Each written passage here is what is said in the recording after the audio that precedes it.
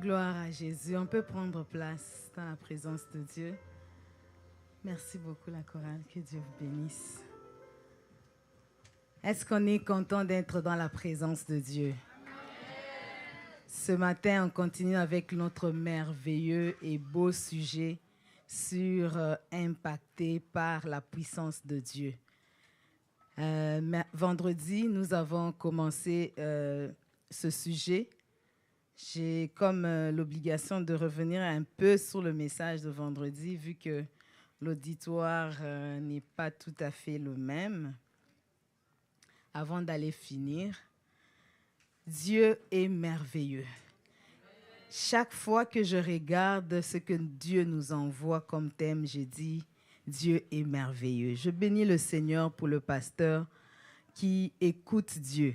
Vous savez, être dans une église où l'homme de Dieu écoute Dieu, la Bible dit, « Heureux le serviteur que le maître trouvera en train de donner la nourriture convenable au temps convenable. » Donc, il y a une nourriture pour chaque moment.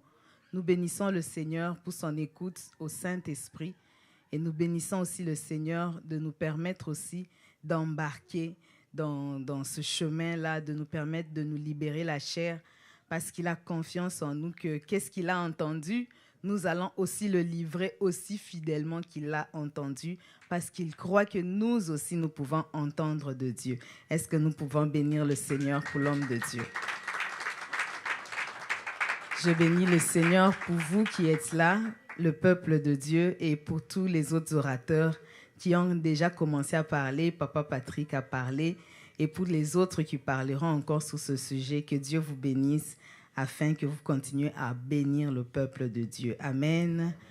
Nous allons lire notre texte de base dans 1 Corinthiens 2, 4 à 5. 1 Corinthiens 2, 4 à 5, la Bible déclare « Ma parole et ma prédication ne reposaient pas sur des discours persuasifs de la sagesse humaine, mais sur une démonstration d'esprit et de puissance, afin que votre foi soit fondée non sur la sagesse des hommes, mais sur la puissance de Dieu. » Votre foi doit être basée non sur la sagesse des hommes, mais sur la puissance de Dieu. J'aime beaucoup ce passage parce que Paul veut nous expliquer que on ne va pas argumenter sur la puissance de Dieu. On peut argumenter sur les discours de la sagesse humaine. On peut donner chacun son avis par rapport à X ou Y sujet. On peut faire une dissertation. On peut dire que moi, selon moi, je pense que, selon toi, quand on dit un examen de philosophie, on donne un sujet, chacun le développe en fonction de comment il le comprend, il l'entend, il le sent. Mais on ne peut pas faire ça avec la parole de Dieu. Parce que la parole de Dieu, ce n'est pas quelque chose sur laquelle on va argumenter en fonction de ce qu'on pense, mais la parole de Dieu est prouvée. La parole de Dieu est certifiée. La parole de Dieu, quand elle est proclamée, elle doit être proclamée avec puissance. Il voulait dire que mes paroles, ma prédication, ce n'est pas des discours sur lesquels on peut tergiverser, mais ma parole et ma prédication, c'est un message qui est oint par la puissance du Saint-Esprit. Un message qui peut aller changer les vies. Un message qui peut transformer les vies. Un message qui peut déplacer les montagnes. Un message qui peut aller ébranler les fondements. Un message qui peut faire que ça fasse du bruit dans la sphère spirituelle. Un message qui peut faire un mouvement dans la sphère spirituelle, de changer les choses, de réparer, de restaurer, de reconstruire, de rebâtir. C'est ça la prédication de Paul. C'est une prédication qui donne la vie. Il dit, elle n'est pas basée sur des discours persuasifs de la sagesse humaine. Parce que quand on regarde la puissance de Dieu, elle est là pour nous faire comprendre que Dieu est réel, Dieu est vivant et Dieu agit encore aujourd'hui. Paul voulait dire quoi? Pas de puissance, pas d'efficacité. Pas de puissance, pas d'influence. Pas de puissance, pas d'impact. Si nous voulons impacter, nous devons chercher la puissance. Nous devons chercher la puissance si nous voulons impacter. C'est pourquoi, quand on regarde le fou de Gadara, le fou de Gadara pouvait être devant n'importe quel psychologue ayant des doctorats et des doctorats.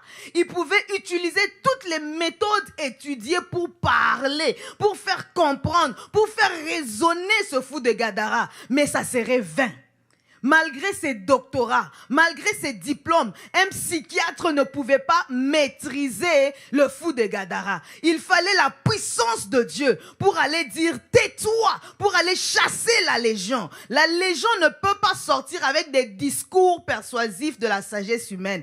La légion ne pouvait être sortie que par la puissance de Dieu. Il fallait que Jésus démontre la puissance de Dieu pour que ce fou soit libéré. C'est pourquoi cette femme qui avait sa fille qui était tourmentée par les esprits impurs. La femme cananéenne n'est pas allée voir les psychopédagogues. Elle est allée voir Dieu parce qu'elle dit, j'ai besoin du doigt de Dieu pour toucher mon enfant. J'aimerais que quelqu'un qui écoute ce message réalise que le problème que j'ai, je n'ai pas besoin d'aller voir les hommes qui vont discourir. Je n'ai pas besoin de faire une réunion de famille pour statuer. J'ai besoin de la puissance de Dieu.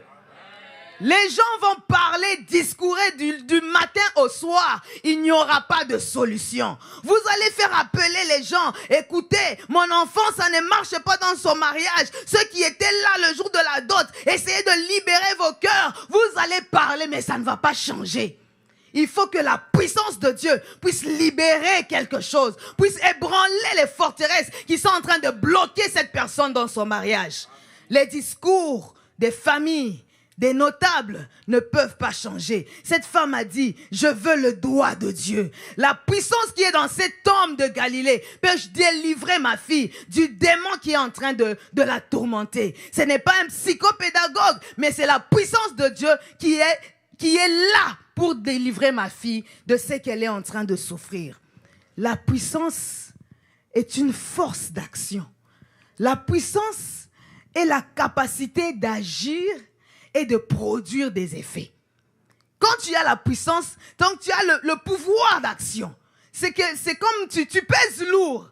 C'est comme si tu es quelque part, tu peux finir le marché, quoi. Tu peux finir les enchères. Pourquoi? Parce que c'est toi qui détiens le pouvoir. C'est toi qui as le pouvoir d'agir. C'est toi qui as la capacité de produire des effets. C'est pourquoi tu as besoin. J'ai besoin d'avoir et de posséder et de libérer cette puissance dans la vie de tout un chacun, dans la vie de nos membres de nos familles et dans la vie de toute personne à qui on est confronté par une situation quelconque. La puissance de Dieu est importante parce qu'elle met fin aux contestations. Quand les gens contestent, c'est parce qu'ils n'ont pas encore vu. La Bible dit quoi? Élie, un jour, il est parti chez la veuve de Sarepta. Ils ont mangé, ils ont fait tout. Et du coup, l'enfant est mort. Quand l'enfant est mort, la veuve a dit, mais homme de Dieu, tu es venu dans ma maison. Du coup, j'ai un malheur. C'est comme si toi, tu es venu apporter le malheur dans ma maison. Qu'est-ce qui se passe avec toi? Moi, j'étais bien, j'étais en vie avec mon enfant. Tu es venu, c'est comme si tu es venu rappeler à Dieu mes péchés. Mon enfant est mort. Elle a commencé à murmurer. Élie, la rage est montée dans sa tête. La Bible dit que l'âme de l'enfant était déjà partie. L'enfant était mort. La Bible dit que Élie a dit, ça ne va pas finir comme ça. Je suis un homme de Dieu. Je dois changer les choses. Il est parti, il a pris l'enfant, il l'a mis dans la chambre, il a prié, il a imposé la puissance de Dieu sur l'enfant. Nous allons lire ça dans 1 Roi 17, verset 24. La Bible, à partir du verset 23. Élie prit l'enfant, le descendit de la chambre. La Bible dit, quand il a fini de prier, l'âme de l'enfant est revenue. L'enfant est ressuscité. La Bible dit, Élie prit l'enfant, le descendit de la chambre jusque dans la maison et le donna à sa mère en lui disant, vois, ton fils est vivant.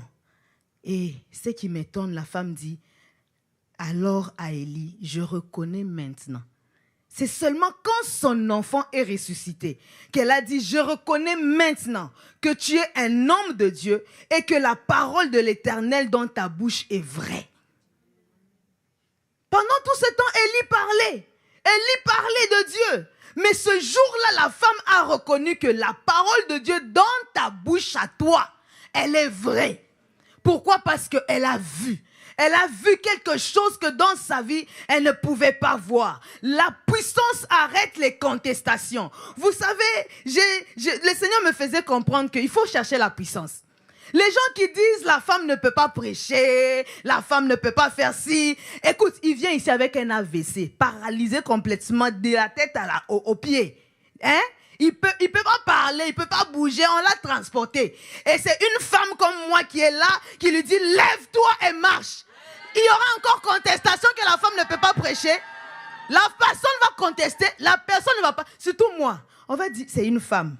Double contestation, c'est la femme du pasteur. Tu vois, ces derniers temps, les pasteurs veulent que leur femme prêche tout le temps. C'est pourquoi on la met pour prêcher. Mais quand il y a la puissance de Dieu, fini les contestations. Fini les contestations. Ceux qui sont en train de contester ton ministère, ton appel, écoute, cherche la puissance. Cherche la puissance. Cherche la puissance. La puissance finit les contestations. Il n'y aura pas quelqu'un qui viendra se lever que tu ne peux pas toucher, que tu ne peux pas parler, que tu ne peux pas bouger, que tu ne peux pas chanter quand la puissance est palpable. Nous devons chercher la puissance. Dieu m'a dit en préparant ce message, tu as besoin de puissance. Il y a une double contestation dans ta vie. Tu dois chercher la puissance. Tu n'as pas le choix. Peut-être que tu as le choix de dire, bon, je peux vivre sans puissance, je peux prier juste pour prier. Mais moi, quant à moi, je n'ai pas le choix que de chercher la puissance de Dieu. Dis à ton voisin, cherche la puissance. Cherche la puissance. Cherche la puissance. Il y a des gens qui contestent le poste que tu as au travail. Il y a des gens qui contestent le mariage que tu as. Il y a la belle famille qui conteste le mariage que tu as. Cherche la puissance. Cherche la puissance. La puissance met fin aux contestations. Il n'y aura personne qui va se lever pour te contredire parce que la puissance de Dieu sera palpable et tangible dans ta vie. La puissance n'a pas de limite. La Bible dit, Paul qui priait pour les Éphésiens, il a dit que le Dieu puisse vous remplir. Je veux prier que Dieu puisse vous remplir dans toute sa plénitude. À la fin, j'aime son message, sa prière, Éphésiens 3:20. La Bible dit, or à celui qui peut faire par la puissance qui agit en nous. Par la puissance qui agit en qui? En nous. Infiniment au-delà de tout ce que nous demandons et pensons. Infiniment au-delà. Donc, imagine tout ce que tu as déjà imaginé. Imagine, réalise tout ce que tu as déjà demandé. La puissance agit infiniment au-delà de tes rêves les plus fous, de tes prières les plus lourdes. La puissance de Dieu agit infiniment au-delà. La puissance de Dieu, quand elle éclate, elle te surprend. Tu pleures de joie. Tu brandis de joie. Tu éclates de joie. Tu dis, Seigneur, tu m'as surpris. Ce que je te demandais, ce n'est pas ça. Tu as agi infiniment au-delà de ce que moi, mes prières ont été faites. Tu as agi infiniment au-delà de ce que moi, mon imagination pouvait aller. C'est ça la puissance de Dieu. Dieu n'agit pas en fonction de ce que l'homme pense. Il n'est pas limité dans ce que nous faisons. Il n'est pas limité dans nos mots. Il agit infiniment au-delà. Parce que sa puissance, la Bible dit, par la puissance qui agit en vous. Ce n'est pas une puissance qui agit dans les anges. C'est une puissance qui agit en vous et en moi. C'est pourquoi La Bible dit, ton Dieu ordonne que tu sois puissant. Ton Dieu ordonne que tu sois. Ce n'est pas quelque chose à négocier. C'est un ordre. Sois puissant. Dis à ton voisin, sois puissant. Sois puissant. Une vie d'impact par la puissance de Dieu se manifeste par le fait qu'on peut aller s'étendre. On peut aller, comme Jésus a dit, allez, faites de toutes les nations mes disciples. Mais quelque chose que Jésus a dit, attendez, attendez. Vous serez mes témoins sûrement à Jérusalem, dans toute la Judée, dans la Samarie, jusqu'aux extrémités de la terre. L'extension va très loin jusqu'aux extrémités de la terre. Mais pour faire cette extension-là, il fallait la puissance. La Bible dit, vous recevrez, dans Acte 1, 9, 8 à 9, la Bible dit, vous recevrez une puissance, le Saint-Esprit survenant sur vous, et alors, vous serez mes témoins à Jérusalem, en Judée, dans la Samarie et jusqu'aux extrémités de la terre. Sans cette puissance, vous ne pouvez pas atteindre les extrémités de la terre. Comme je le disais vendredi, la puissance a une formule, il y a une équation dans laquelle le Seigneur nous met. Lui, le physicien par excellence, il dit que, les physiciens disent, la puissance, c'est la force fois le déplacement par le temps. La puissance, c'est la force fois le déplacement sur le temps. Donc la puissance est proportionnelle à la distance. Si tu as la puissance, tu peux aller t'étendre. Tu peux pousser plus loin. Tu peux pousser plus loin. En fonction de... Donc, la distance et la puissance vont proportionnellement. Tu vas aller jusqu'aux extrémités de la terre si tu dégages cette puissance. Si tu libères cette puissance, tu vas aller dans la ville de Québec. Tu vas aller dans la province de Québec. Tu vas aller dans tout le pays. Tu vas aller jusqu'aux extrémités de la terre. Si seulement tu as la puissance, tu peux aller t'étendre dans ta famille. Tu peux t'étendre dans ton ministère. Ton business peut s'étendre jusqu'aux extrémités de la terre. Si tu as la puissance, ça ne dépend pas seulement de l'économie, mais la puissance de Dieu doit rentrer dans l'équation pour que tu puisses t'étendre. Et cette puissance est inversement proportionnelle au temps. Parce qu'elle produit, elle marche avec la vitesse. Parce que la distance sur le temps produit la vitesse. Plus tu es puissant, plus tu marches vite. Plus tu es puissant, plus tu accélères. La puissance que tu vas libérer va permettre l'accélération. C'est pourquoi dis à ton voisin, sois puissant. Cela va te permettre d'accélérer. Le retard que tu as eu dans la vie, le retard que tu as eu dans tes études, le retard que tu as eu pour te marier, le retard que tu as eu avant d'avoir l'argent, le retard que tu as eu avec la puissance. Il y a une force d'accélération qui va t'accompagner. Tu vas récupérer les années qui ont été perdues. Tu n'as pas le choix. C'est pourquoi Dieu dit, oh, je t'ordonne d'être puissant. Tu n'as pas le choix. Les prières que tu fais là, dans ton équation, ce qui te manque, c'est la puissance. Il faut que tu sois puissant. Il faut que tu dégages la puissance de Dieu. Il faut que tu libères la puissance de Dieu afin d'accélérer. On n'a pas beaucoup de temps. Parce que les chrétiens, de fois, pensent qu'on a tout le temps. On n'a pas beaucoup de temps. Combien de personnes sont mortes avant 40 ans, avant 30 ans? Parce que toi, tu as 35 ans, tu penses que j'ai encore du temps. Tu peux partir demain, tu peux partir aujourd'hui, mais tu as besoin que Dieu puisse te propulser dans ce que tu fais. Tu as besoin de marquer ton temps. Tu as besoin d'avancer, de pousser, mais il te faut la puissance de Dieu. Il te faut une force qui te permet d'accélérer dans ce que tu es en train d'entreprendre, d'accélérer dans ce que tu fais. Tu as dit, le Seigneur te dit aujourd'hui, tu as trop longtemps demeuré sur cette montagne-là. Cherche maintenant la puissance, afin de te propulser, afin d'aller plus loin que tes pensées peuvent imaginer. Tu as besoin de cette puissance pour aller loin. La puissance de Dieu nous permet de pouvoir accélérer comme Élie. La Bible dit que quand Élie a prié, le feu est descendu. Il est parti au mont Carmel, il est parti à la montagne. Il a prié, plutôt la pluie devait descendre.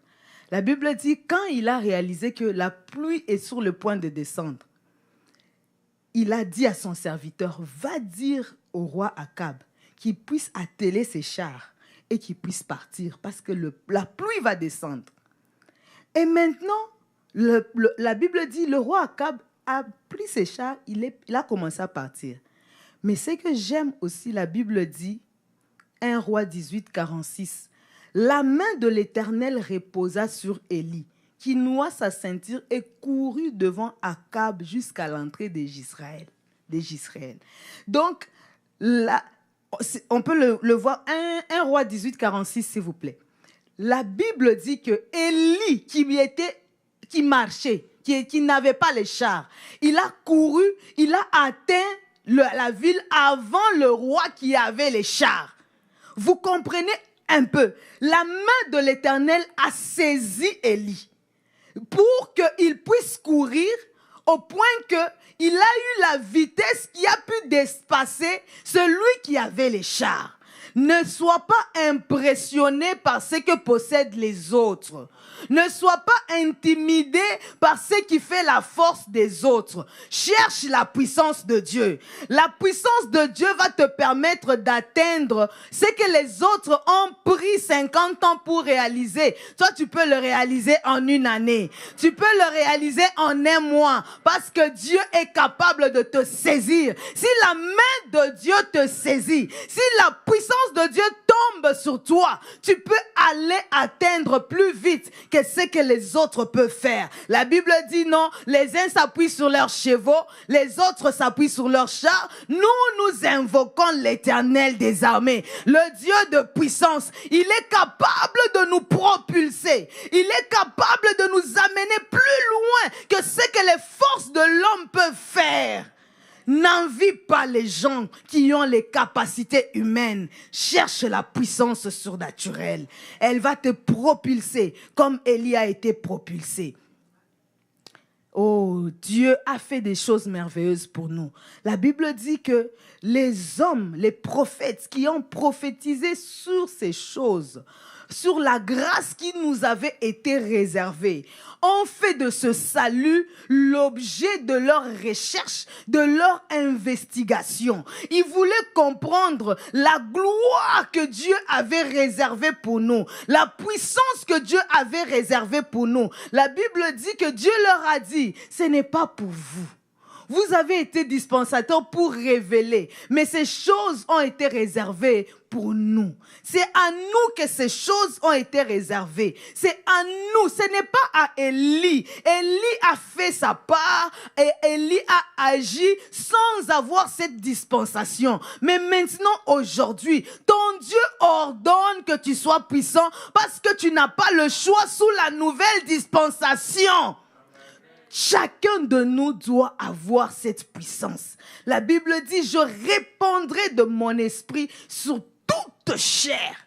Si tu as une chair, tu es obligé d'avoir l'Esprit de Dieu. Or, la Bible dit, l'Esprit survenant sur vous, la puissance de Dieu. C'est cet esprit qui donne la puissance. Tu n'as pas le choix. Si tu as reçu Jésus, si le Saint-Esprit est venu dans ta vie, c'est que la puissance de Dieu est aussi entrée dans ta vie. Sois puissant, dit l'Éternel. Manifeste cette puissance-là. Tu n'as pas le choix. Tu ne peux pas vivre comme un homme ordinaire alors que tu es sous la nouvelle dispensation. La Bible dit que les anges désirent plonger leur regard dans ce que nous sommes appelés à vivre. Parce que pour eux, ce sont des choses incroyables et des choses grandioses, des choses qui dépassent leur raisonnement. Parce que le Seigneur a fait pour nous, les gens de ce temps, une grâce excellente. Une grâce excellente, mais cette grâce va être dispensée ces derniers temps avant que l'Église entre dans la présence, dans les noces de l'époux. Mais avant ça, Avant ça, il faut que tu dégages cette puissance. N'entre pas au ciel sans avoir libéré, sans avoir relâché la puissance que Dieu a réservée pour toi, rien que pour toi. Ce n'est pas la puissance que Dieu veut manifester dans ta vie. Il faut qu'elle se manifeste. Ne te contente pas de la puissance du pasteur. Ne te contente pas de la puissance de ton responsable. Mais il faut que ce que Dieu a mis en toi soit libéré. Ta vie en dépend. Ta famille en dépend. Ton entourage en dépend. Les gens pour qui le Seigneur a envoyé vers toi dépendent de ce qu'il a mis en toi. Tu n'as pas le choix que de libérer ce que Dieu a mis en toi. Et une vie d'impact par la puissance de Dieu doit se manifester par les œuvres de puissance.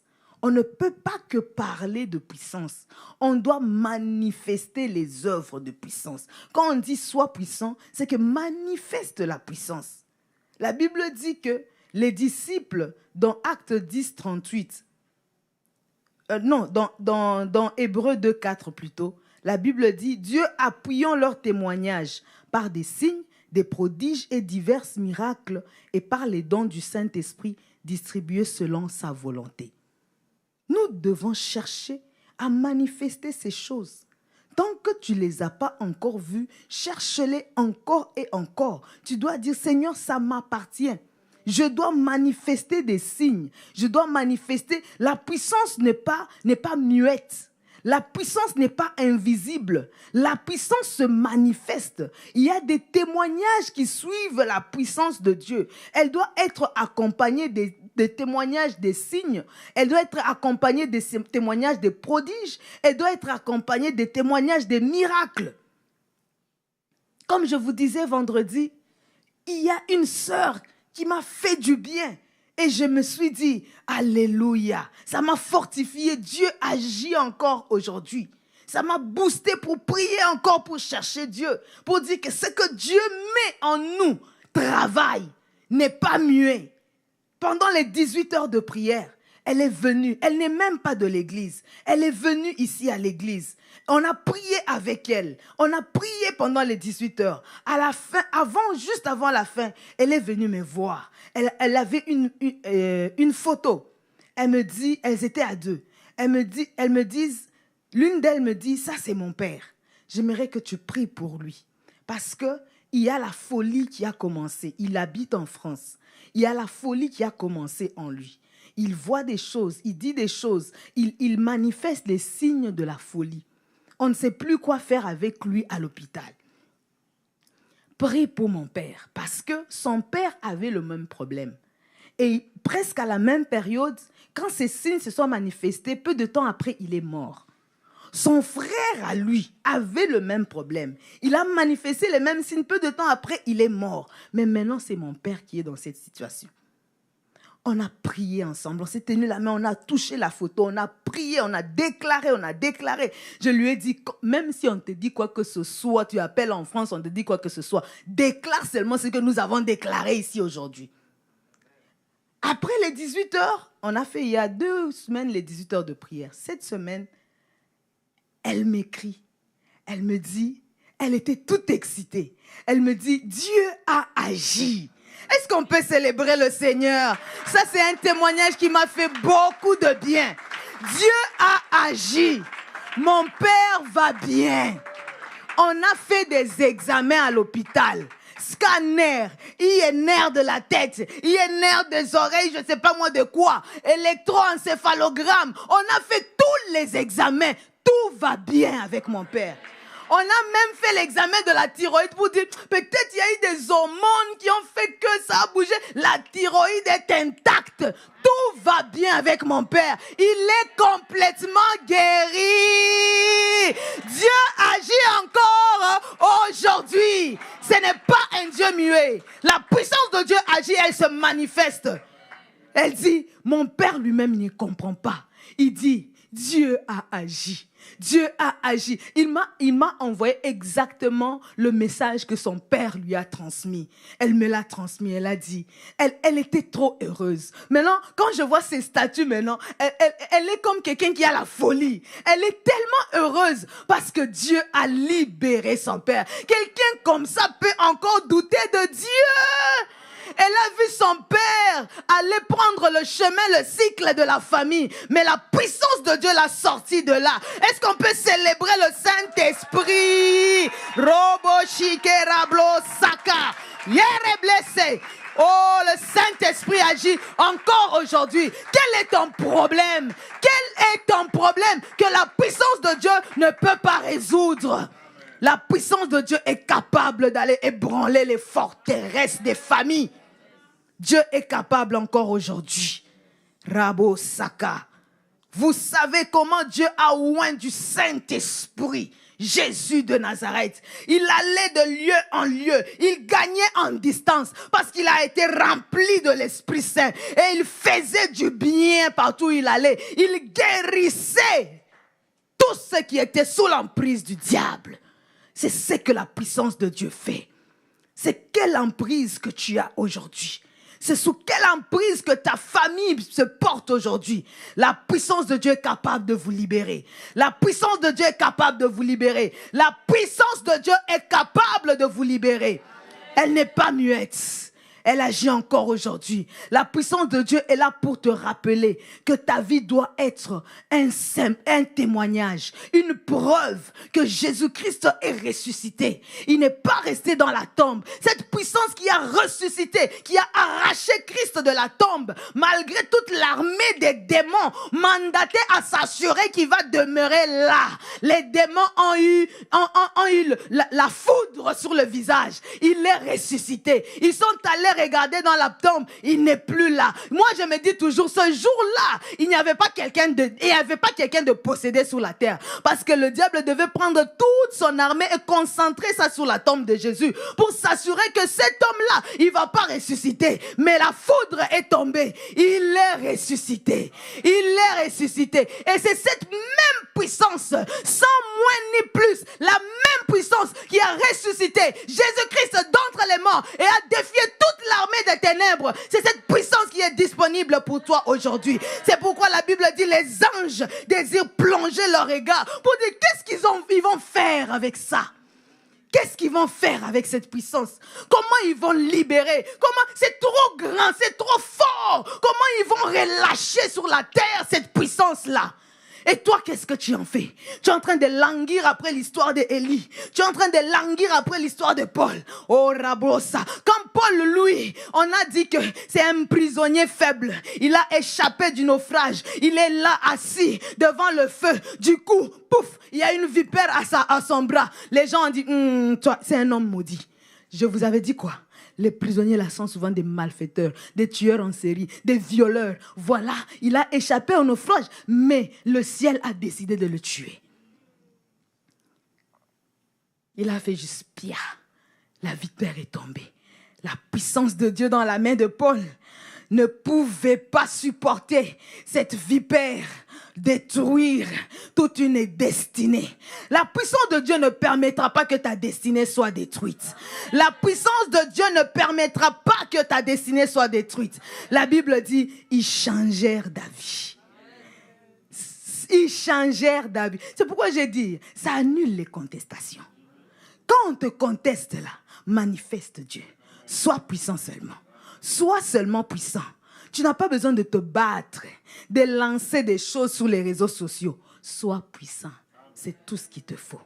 C'est tout ce qu'il te faut. La puissance de Dieu nous rend redoutables devant nos ennemis. Cette puissance fait en sorte que quand nos ennemis nous regardent là, nous sommes redoutables. La Bible dit que Abimelech est allé voir Isaac pour lui dire, tu es devenu trop puissant pour nous. Va-t'en, on ne veut plus de toi. La puissance d'Isaac a déstabilisé même un roi sous son propre territoire. le roi a été déstabilisé parce que Dieu a fait des choses dans la vie de Isaac qui ont fait que ça a troublé toute une communauté, ça a troublé tout un peuple, ça a troublé tout un royaume, si bien qu'il n'a pas envoyé un échanson, il n'a pas envoyé un soldat, lui-même en personne, il est allé voir un paysan qui est venu, un étranger, pour lui dire, va-t'en, tu es beaucoup trop puissant. La puissance de Dieu. Le problème que tu as, l'équation que tu as, c'est le paix qui te manque. C'est le paix qui te manque. Tu peux aller loin, tu peux faire un peu de temps, mais dans l'équation, il te manque le paix. C'est la puissance. Tu as besoin de la puissance. La Bible dit que ce peuple était peu nombreux. Il marchait, mais qu'est-ce qui est... Ils erraient ça et là. Mais la Bible dit, mais il ne permit à personne de les opprimer et il châtia les rois à cause d'eux. En disant, ne touchez pas à mes oins. Ne faites pas du mal à mes prophètes. Tu es un oint de Dieu. Dieu t'a oint du Saint-Esprit et de force. Personne ne peut te toucher. Personne ne peut t'écraser. Quand tu marches, marche avec assurance. Parce qu'autour de toi, tu es appelé à s'aimer la terreur devant tes ennemis. Tu marches avec Yahweh Sabaoth. Avec Yahweh Sabaoth, l'Éternel des armées. C'est-à-dire, ce titre nous explique qu'il a la suprématie sur toutes les forces de l'univers, sur toutes les forces de l'air, sur toutes les forces du ciel et de la terre dans l'univers. Dieu est suprême et sa puissance est suprême. Il ordonne tout, il coordonne tout et il établit qui doit faire quoi. C'est lui l'Éternel des armées. La Bible dit quoi? Moïse a dit aux Israélites, gardez silence. L'Éternel, le Dieu Sabaoth, combattra pour vous. Est-ce qu'on peut mettre Exode 14? La Bible dit, dans Exode 14, 19, la Bible dit, l'ange de Dieu qui allait, c'est-à-dire l'histoire c'est quoi? Dieu a fait sortir Israël par sa main puissante. Ils sont sortis de l'Égypte. Ils étaient tout contents. L'esclavage est fini. L'esclavage est fini. Il nous a transportés du royaume des ténèbres vers le royaume du Fils de son amour. Je suis enfant de Dieu. Mais du coup, sur le chemin, il y a un combat qui se lève. Mais tu oublies que tu marches avec l'Éternel Sabaoth. L'Éternel, le Dieu puissant dans les combats. La Bible dit, ils ont paniqué quand ils ont vu que les Égyptiens les poursuivaient. Ils ont paniqué. Mais j'aime beaucoup le verset 19. Parce que la Bible dit que la colonne de nuée les éclairait le jour pour leur montrer le chemin. Mais la Bible dit au verset 19, l'ange de Dieu qui allait devant le camp d'Israël partit et alla derrière eux. Et la colonne de nuée qui les précédait partit et s'éteint derrière eux. Vous réalisez qu'est-ce que Dieu fait? Dieu veut assurer tes arrières. L'Éternel Sabaoth, quand tu marches avec lui, tu as la puissance qui assure tes arrières. Tu ne crains ni le jour, la lèpre ou je sais pas le fléau qui peut surgir de jour ou de nuit, parce que l'Éternel assure tes arrières. La Bible dit l'ange qui était avec eux est passé en arrière. La colonne qui les précédait est passée en arrière. Maintenant, il y avait eux devant, l'ange de Dieu et cette colonne qui mettait maintenant la séparation entre les ennemis et le peuple de Dieu. Et la Bible dit, elle se plaça entre le camp des Égyptiens et le camp d'Israël au verset 20.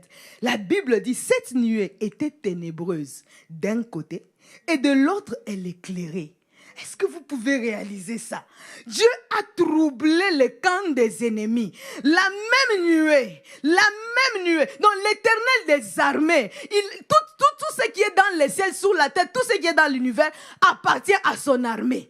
Il peut utiliser la pluie, il peut utiliser la nuée, il peut utiliser le feu, il peut utiliser l'eau, il peut utiliser le sable, parce que quand les Égyptiens, les magiciens ont voulu imiter le miracle de Moïse, ils ont échoué. Et ils ont dit quoi? Ça, c'est le doigt de Dieu.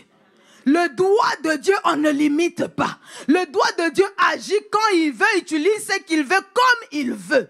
La Bible dit que cette nuée a été d'un côté la lumière qui éclairait le peuple de Dieu et de l'autre côté obscurcissait le camp des Égyptiens. Je prie ce matin que l'Éternel puisse mettre la confusion devant tes ennemis au nom de Jésus-Christ.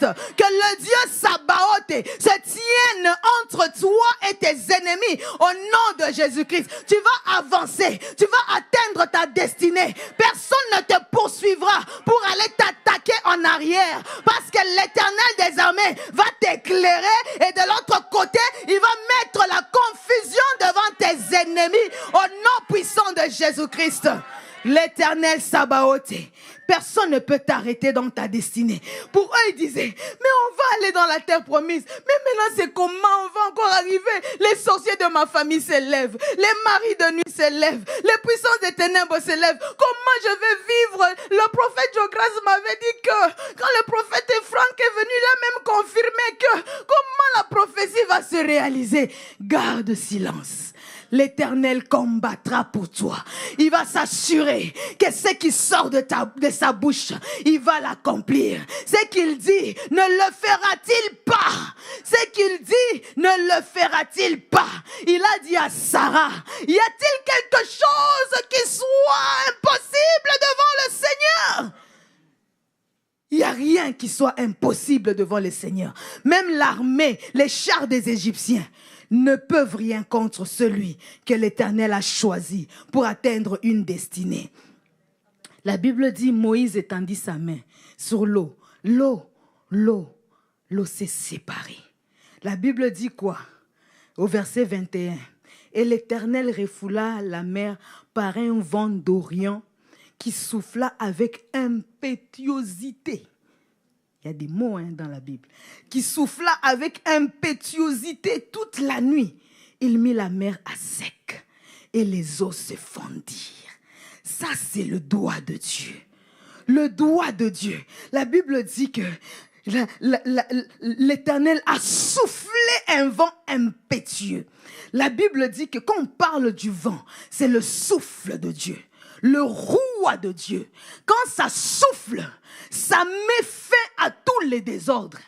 Il avait le chaos sur la terre au début. Mais quand l'Esprit de Dieu, le souffle de Dieu, le roi de Dieu est venu, il y a eu l'ordre sur la terre. Il y a eu l'ordre sur la terre. Que le roi de Dieu, la puissance de Dieu souffle dans ta vie afin que tous les désordres, les obstacles visibles, invisibles devant toi puissent se séparer au nom puissant de Jésus. Que le roi de Dieu fraye devant toi un chemin.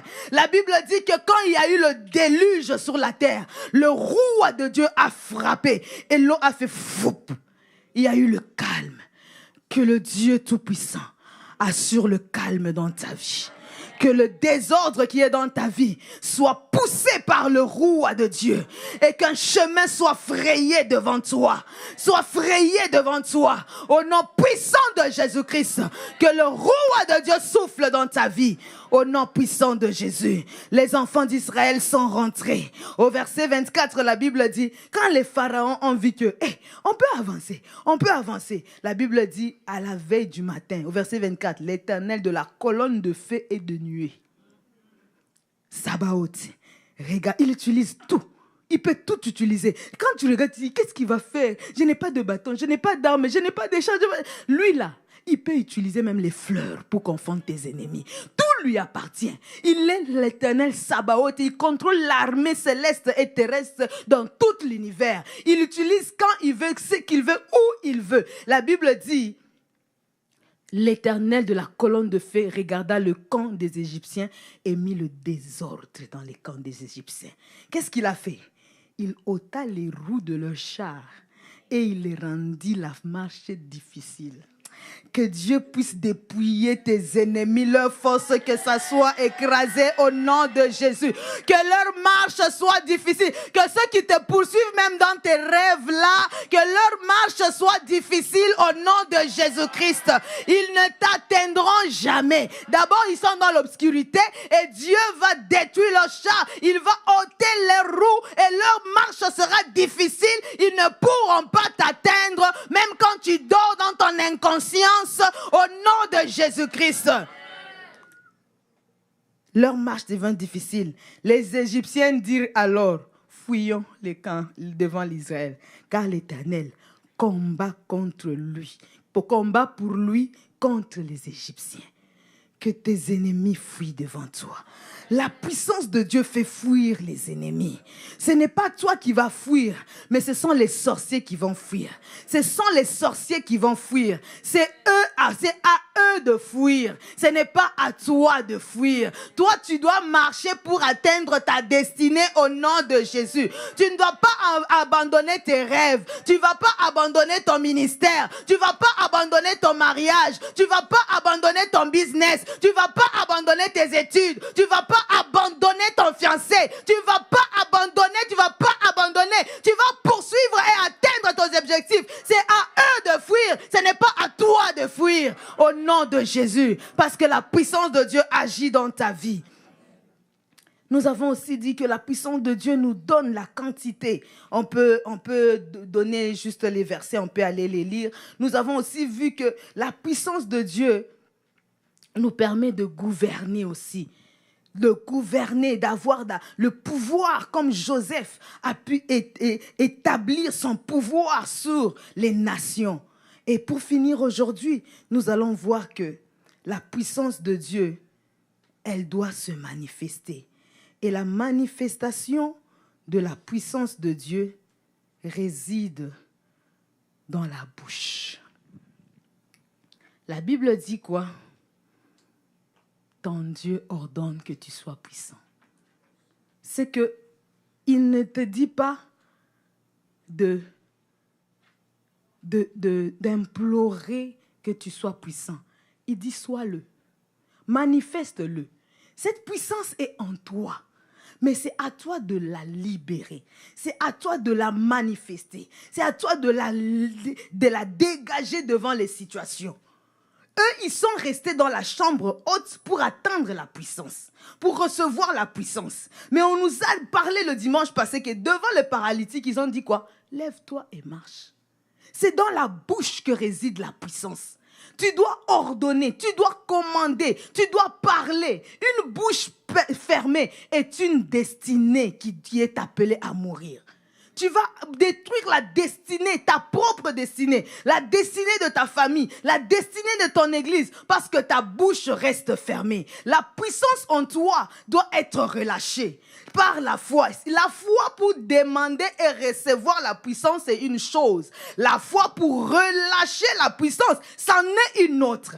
Et c'est ça que l'église a besoin. L'église est trop enfermée dans la chambre haute. L'église est trop enfermée dans les prières. Mais maintenant, l'église doit faire face aux situations. L'église doit relâcher la puissance.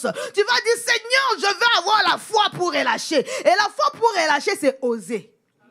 Oser parler. Oser parler, oser déclarer, oser appeler à l'existence les choses qui n'existent pas comme si elles existaient déjà. Lève-toi, prends ton lit et marche. C'est comme si tu m'as déjà vu marcher un jour. Mais moi, je te dis, même si tu n'as jamais marché depuis ta naissance, marche aujourd'hui. J'appelle à l'existence ce qui n'a jamais existé dans ta vie. C'est ça la puissance de relâcher. La puissance, le pouvoir de relâcher. La manifestation de la puissance se passe par relâcher. Écoutez ce que Jésus a dit dans Actes 4, 18 à 21. La Bible dit, l'Esprit du Seigneur est sur moi. Parce qu'il a fait quoi? Il m'a oint. Il m'a oint pourquoi? Pour annoncer. Tout résidait dans la bouche de Jésus. Tout ce qu'il faisait résidait dans sa bouche. Il a dit, il m'a envoyé pour annoncer une bonne nouvelle. Il m'a envoyé pour guérir ceux qui ont le cœur brisé. Pour proclamer, la bouche doit aller libérer, relâcher. Proclamer une année nouvelle. Aux captifs, la délivrance. Oh, et aux aveugles, le recouvrement. Ça se trouve dans Luc 4, 18.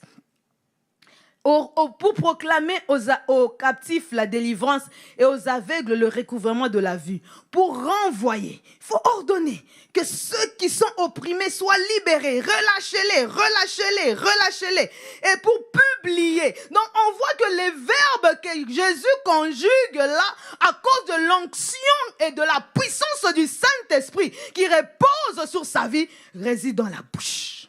C'est la bouche qui conjugue, qui doit proclamer, qui doit relâcher, qui doit publier, qui doit proclamer, qui doit déclarer. Il faut que nous puissions aussi le faire. C'est pourquoi 2 Corinthiens 4,13 dit ceci. Comme nous avons le même esprit de foi qui est exprimé dans cette parole, j'ai cru, c'est pourquoi j'ai parlé. Nous aussi aujourd'hui, nous croyons, c'est pourquoi nous allons parler.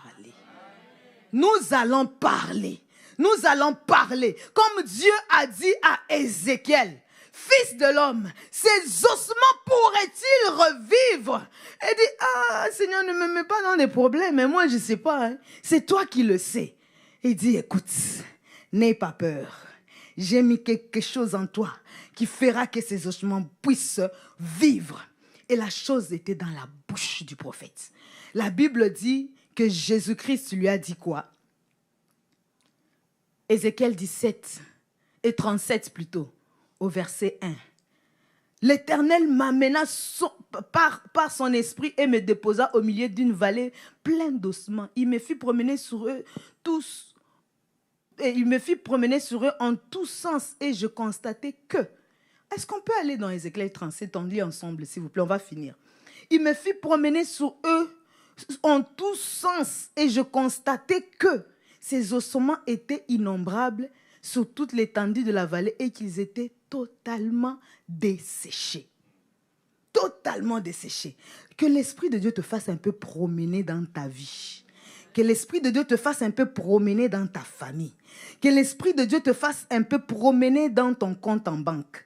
Que l'Esprit de Dieu te fasse un peu promener là où il y a les ossements complètement secs, sans vie, blancs. Tout blanc, il n'y a même pas du rouge, des cartilages qui peuvent dire encore, ça peut encore donner quelque chose. C'est sec, blanc, tout blanc. Même un chien ne peut pas faire quelque chose avec ça. Les ossements desséchés. La Bible dit, prophétise, au verset 4. Puis il me dit, prophétise sur ces ossements-là et dis-leur, ce matin, c'est un dimanche où l'Éternel te fait prophète.